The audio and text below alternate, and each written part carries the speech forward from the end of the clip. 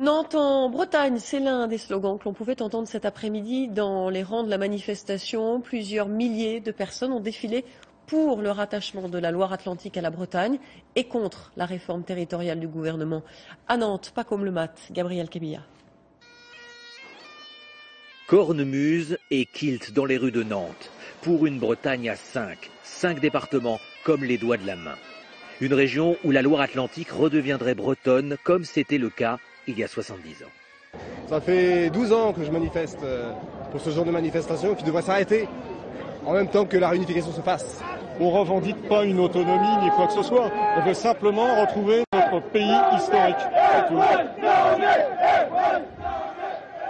13 000 selon la police, 30 000 pour les organisateurs. C'est le plus grand rassemblement en France contre la réforme des régions. À la tribune, quelques élus, quelques artistes. Cet été, l'Assemblée nationale a dit non à cette Bretagne à 5, mais malgré cela, ces manifestants veulent encore y croire.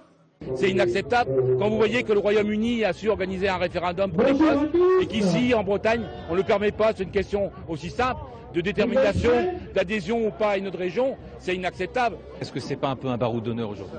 Mais le baroud d'honneur, ça a du sens. Et même si ce n'était pas un baroud d'honneur, c'est une manière aussi de dire, comme le répétait Victor Hugo, que lorsqu'une idée est en marche, elle finira toujours par arriver.